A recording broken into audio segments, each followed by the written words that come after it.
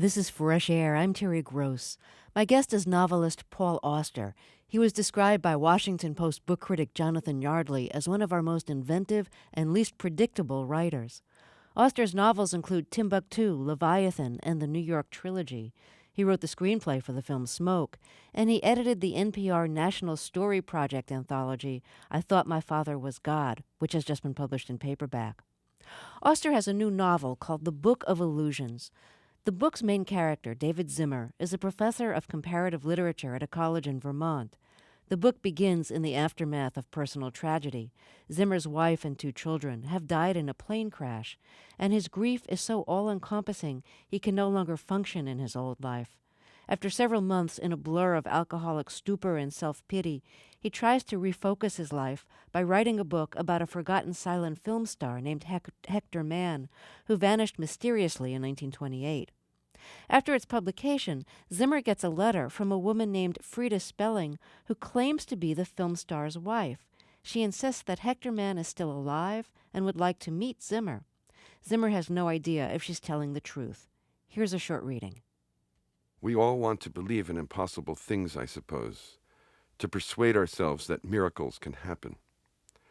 Considering that I was the author of the only book ever written on Hector Mann, it probably made sense that someone would think I'd jump at the chance to believe he was still alive. But I wasn't in the mood to jump, or at least I didn't think I was. My book had been born out of a great sorrow, and now that the book was behind me, the sorrow was still there. Writing about comedy had been no more than a pretext, an odd form of medicine that I had swallowed every day for over a year on the off chance that it would dull the pain inside me. To some extent, it did. But Frida Spelling, or whoever was posing as Frida Spelling, couldn't have known that. She couldn't have known that on June 7th, 1985, just 1 week short of my 10th wedding anniversary, my wife and 2 sons had been killed in a plane crash. She might have seen that the book was dedicated to them, for Helen, Todd, and Marco in memory. But those names couldn't have meant anything to her.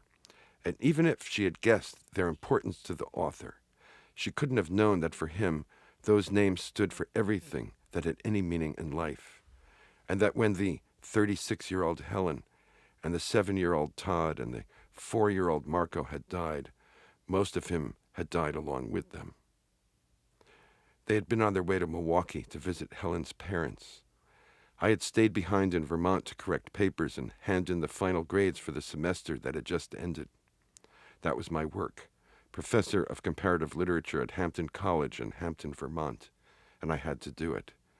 Normally, we all would have gone together on the 24th or 25th, but Helen's father had just been operated on for a tumor in his leg, and the family consensus was that she and the boy should leave as quickly as possible. This entailed some elaborate last-minute negotiations with Todd's school so that he would be allowed to miss the last 2 weeks of the 2nd grade. The principal was reluctant but understanding, and in the end she gave in. That was one of the things I kept thinking about after the crash. If only she had turned us down, then Todd would have been forced to stay at home with me, and he wouldn't have been dead. At least one of them would have been spared that way. At least one of them wouldn't have fallen 7 miles through the sky, and I wouldn't have been left alone in a house that was supposed to have 4 people in it. Thanks for reading that. That's Paul Auster, reading from his new novel, The Book of Illusions. Paul, can you talk a little bit about creating a main character who has lost so much that he's nearly dead himself, and he certainly is no longer the same person he was before? I think in some peculiar way, this book is a product of my own aging. I noticed right around the age of 50 that something started to change inside me. Your body begins to break down, which is, of course, inevitable and a great sign of your impending mortality. But at the same time, at that point in your life, or at least in my own case, so many people that I've loved and who have loved me are now dead by that point, that you find yourself talking to ghosts a good part of the time, living with the dead as much as with the living. And I think somehow this book reflects that change that's slowly taken place in me. And I imagine that you wrote at least most of the book before September 11th, yet there is this kind of strange resonance with it in the sense that, he's lost his family through a plane crash. It wasn't through terrorism, it's just an accident. Right. But still, the images he has of losing family in this crash resonate with the images that so many Americans have now. I know. It's true. The book was finished about 3 weeks before September 11th. And it was just so eerie on top of everything else to realize that I had written a book in which people die in the way that so many others had died in the real world that terrible day last year. But one could say that the book is about grief and about how one man slowly tries to put himself together. Um, Grief is a subject that we don't like to talk about very much in America and in the Western world. Not anymore. In the old days, widows and widowers would wear black for an entire year. It was a public recognition of the sorrow that people were feeling. And now we're supposed to pick ourselves up and get back to normal within a few weeks or at the most a few months. And I don't think it's possible. Grief takes a tremendous toll on the mind and also on the body. And I'm sure we all know people who have literally died from grief, and it happens every day. Now, your main character in the novel is an academic, and after after losing his family, he throws himself into writing a book about Hector Mann, a former silent film star, a minor silent film star. And he says, "My outward purpose was to study and master the films of Hector Mann, but the truth was I was teaching myself how to concentrate, training myself how to think about one thing and one thing only. It was the life of a monomaniac, but it was the only way I could live now without crumbling to pieces." I'm wondering, have you ever been through something like that in your life where you took on a project to just have this focus that would take you away from what it was you were really thinking and feeling? Well, I have to say, in a funny way, I think my whole life has been spent that way. Writing books is an obsessive activity, and once you are in the midst of writing a novel, it's as real as the tangible things around you, and I think anyone who's written will understand that. At the same time, Zimmer's situation is very intense because he is in such terrible shape. But I would say, in my own experience, perhaps writing The Invention of Solitude, my first prose book, was written under circumstances similar, in that my father had just died, my marriage had just broken up, and I had absolutely no money. And writing that book was the only thing that kept me going. And I attacked it every day like a maniac, I think.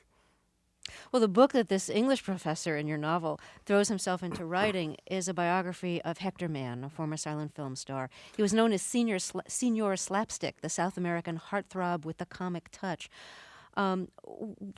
Describe this silent film star that you've created. Well, you see, actually, it wasn't a biography that Zimmer writes. It's a study of Hector's films. Good point. Yes, right.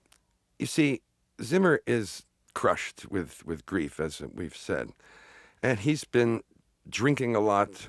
He's holed himself up in his house. He's not seeing anybody. He's gone on a leave of absence from his teaching, and every night he kind of camps out on the sofa in his living room, watching television and drinking scotch. And one night he's just surfing channels, and he stumbles upon a documentary about silent film comedians. And he sees a little clip of Hector Mann in one of his films. He's never heard of Hector Mann. He has no idea who he is. And yet there's something about that little scene that makes him laugh. And it's the first time he's laughed in 6 months. And he realizes that if he has the ability to laugh, maybe there's something more than just death inside him. And arbitrarily, he decides to go around the world and look in film archives at all of the 12 20-minute films that Hector made during the course of his brief career. And Hector vanished after 1929, and everyone presumes he's dead. But Zimmer doesn't care about that. All he wants to do is look at the movies, and as a way to keep himself busy. And looking at the movies leads into a project to write a book, which keeps him busy for another 9 or 10 months. So it's an escape from himself. And yet, in Hector's humor and humanity, I think Zimmer starts to find something, some consolation for himself.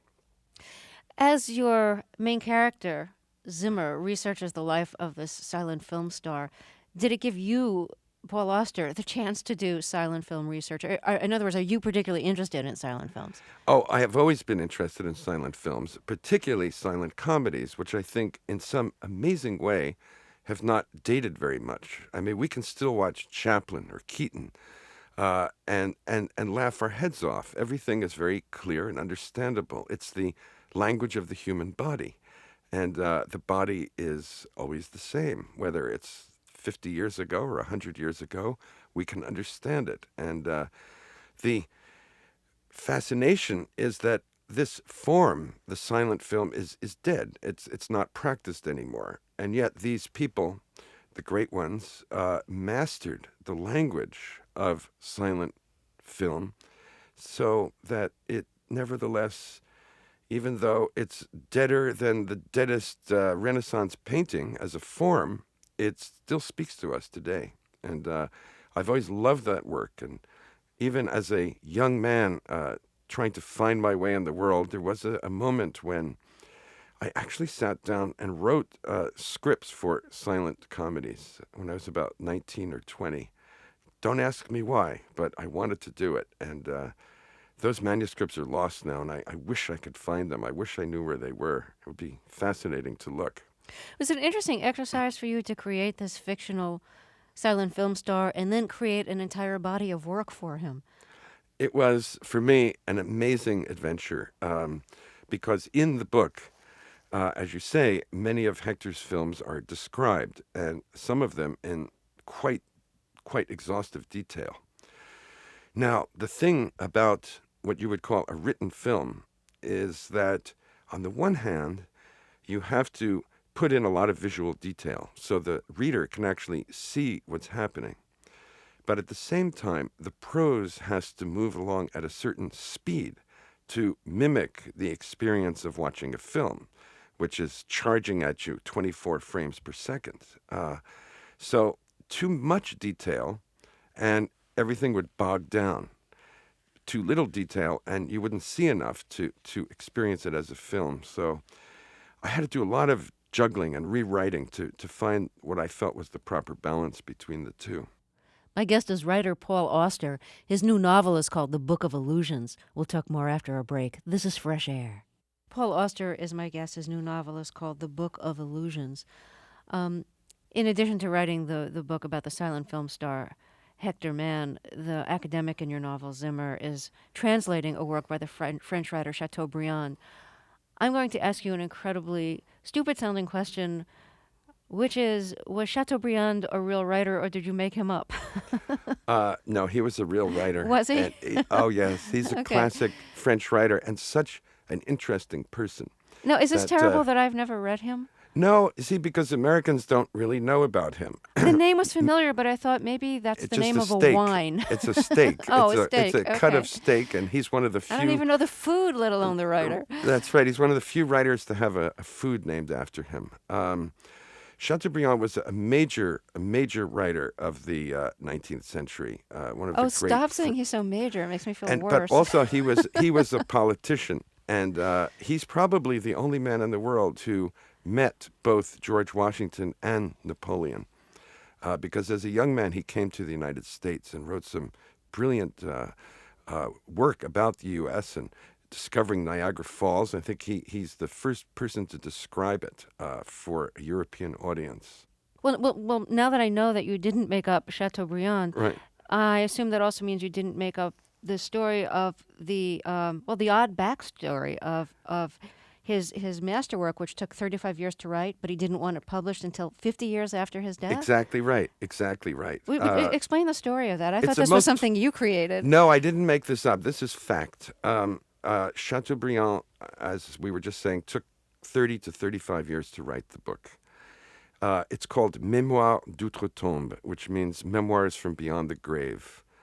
Zimmer, my narrator, comes up with an interesting alternate title, Memoirs of a Dead Man.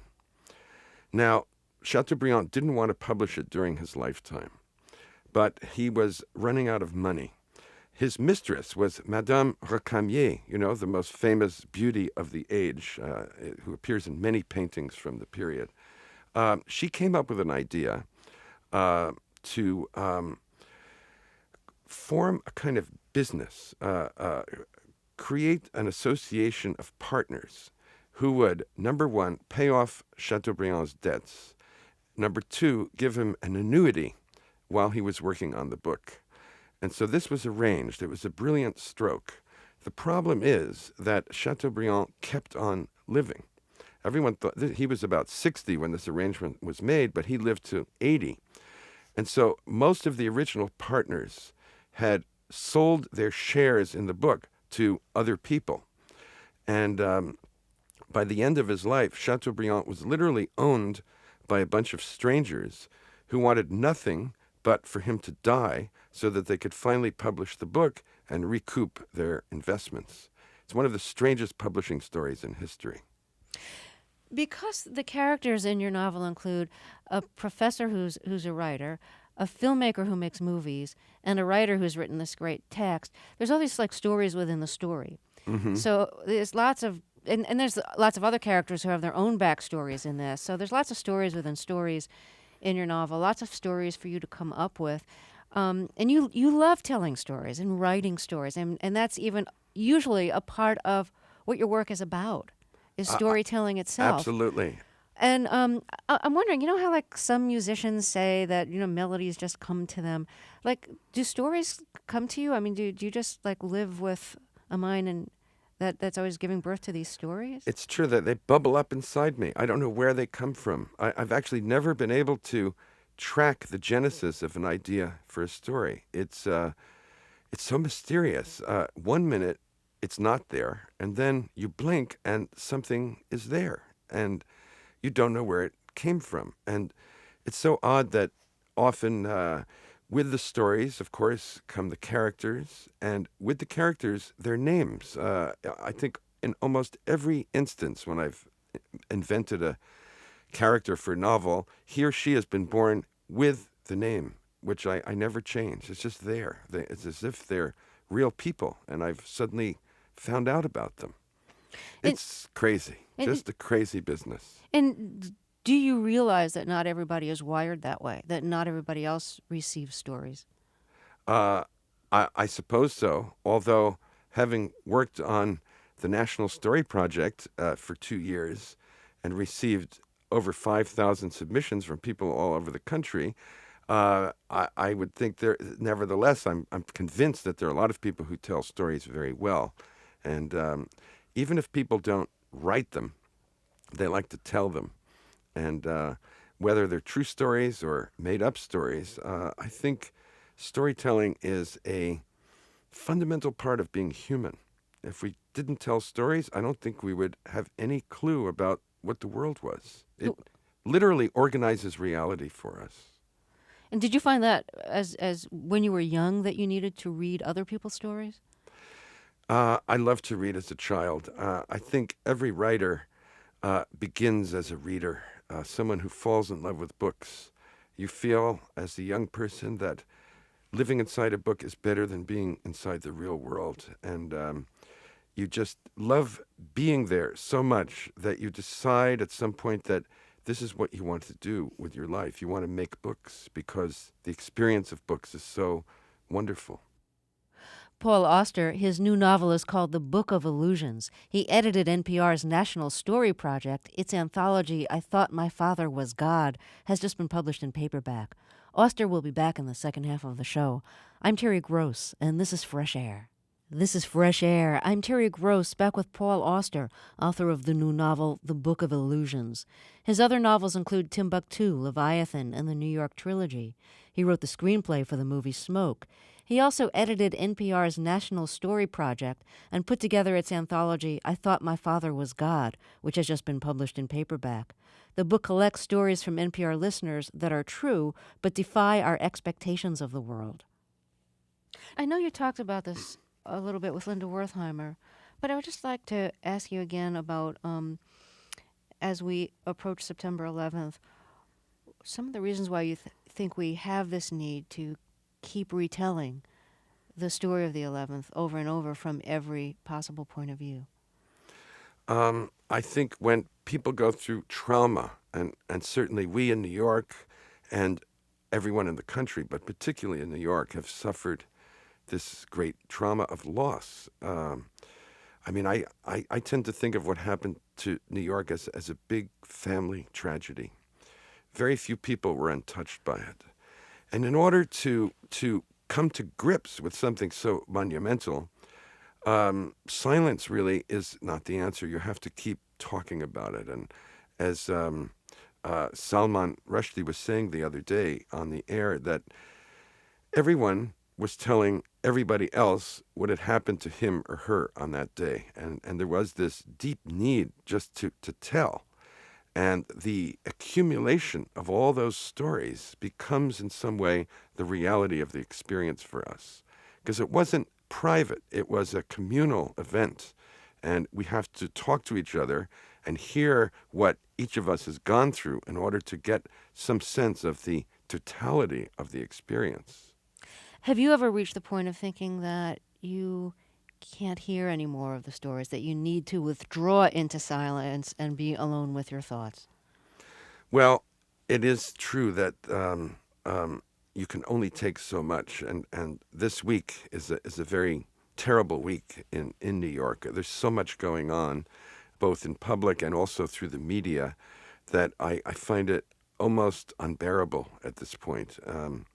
As we approach the 11th, I think more and more people in New York are just going to start breaking down and crying all over again. It's a horrible memory, and we had to be so brave in order to carry on. And I think with the distance of a year, suddenly emotions are going to begin coming out again, and it's going to be pretty tough to take.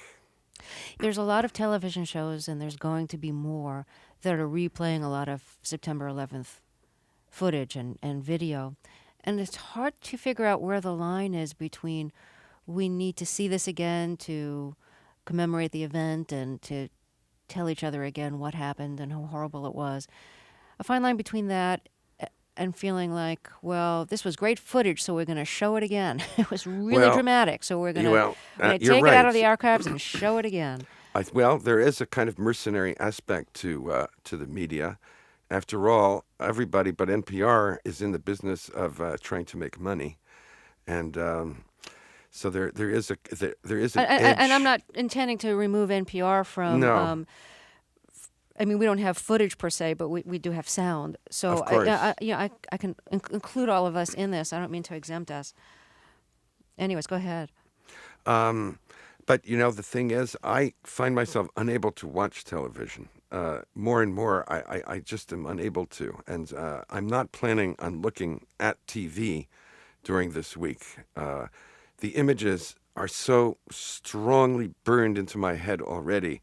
I don't need to revisit them. I don't think I want to. But talking to other people, listening to what other people have to say, that I can take. And reading also. But all those highly dramatic and tragic images are just too much. I know them too well now. I want to get back to something that you were saying about storytelling, about the importance of telling each other stories.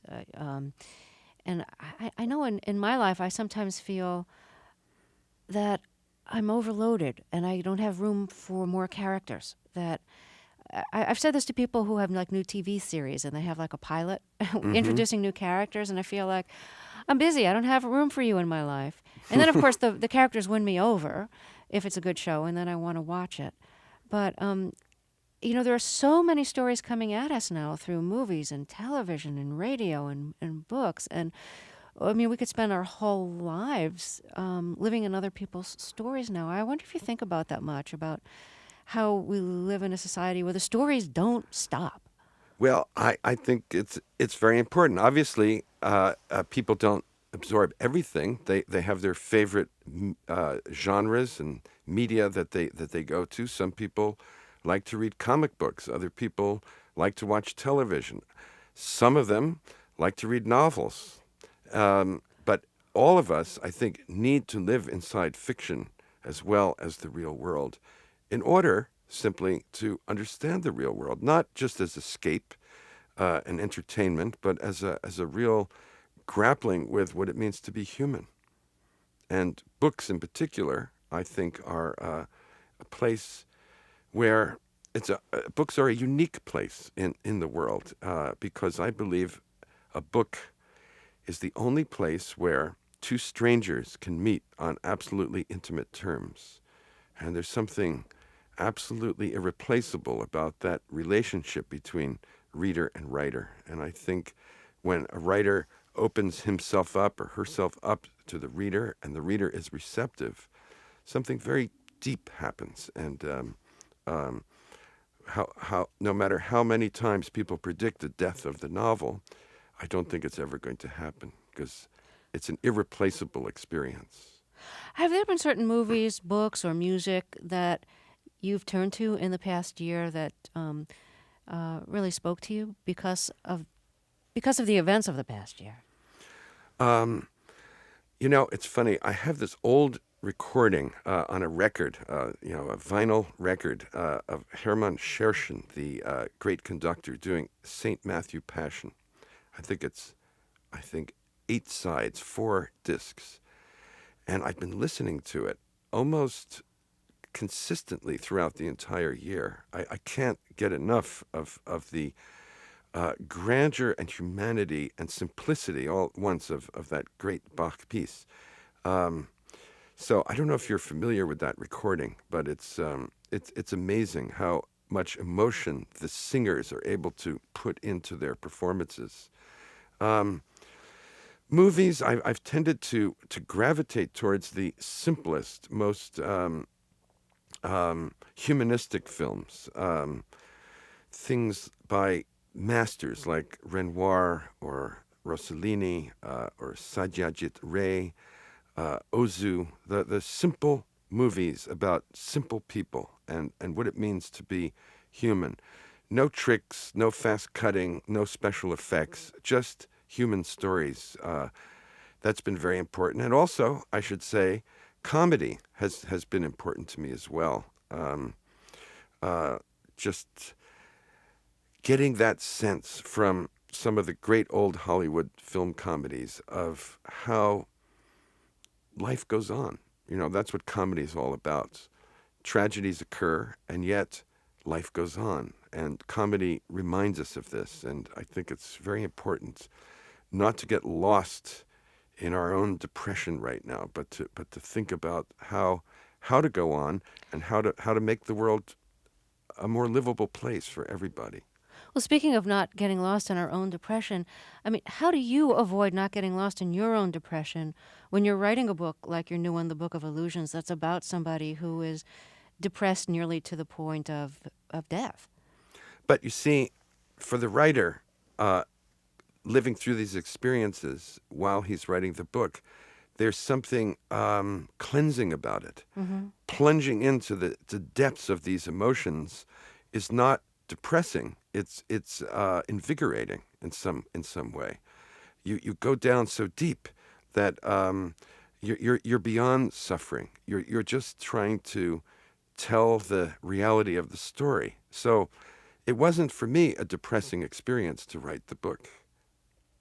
You think that your novel was inspired, in part, by being in your 50s, because having lived this long, so many of the people you know or knew have died, and you feel that you're often having conversations with ghosts. As you mentioned, in your 50s, your body starts to change. I'm wondering if when you were young, you had certain thoughts about the adults in your life who were already in their 50s or over and how they dealt with those physical and emotional changes of aging, and if the thoughts you had about them are affecting the way you are dealing with the fact of your own aging. Well, the funny thing is, to be quite blunt about it, I don't really think I thought about it. I wasn't paying attention to what the 50 and 60-year-old people were going through. I was, an adolescent or a 20-year-old, and I was trying to live my own life. When you're 20, you know you're going to die. That's absolutely certain.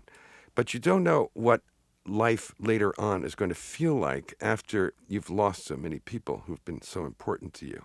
It's something you can only learn through experience. And now that I'm having these experiences, it seems almost every week somebody else is disappearing. It affects you. And you know at this point in your life that certainly there's a lot more behind you than ahead of you. And this also changes your perspective on things. And is it making you depressed? No, I would say I'm not really gloomy about it at all. Why not? I'm just trying to get the most out of the time that's left to me. I hope it's still many years, but I can't bank on that at all. And every day becomes more precious than the one before. And there's this great desire to do the work that I feel I have it in me still to do, and to take care of the people I love as best I can, and to just appreciate the miracle of being alive. Just a month ago, my wife, daughter, and I were in a horrific car accident, and the car was demolished. We were blindsided by a speeding van not far from our house in Brooklyn, and the impact of that collision, is still with me, reverberating through my body. It was a nightmare experience, and we should be dead. And when I saw the car afterwards, I don't know how we got out of there alive. We should be dead, but we're not. And it's just another reminder about how things can change in an instant, how precarious and unpredictable life is. And it's just reminded me all over again that I'm just so lucky to be breathing still. And I want to go on breathing as long as I can. Paul Auster. He edited NPR's National Story Project in its book, I Thought My Father Was God, which has just come out in paperback. His new novel is called The Book of Illusions.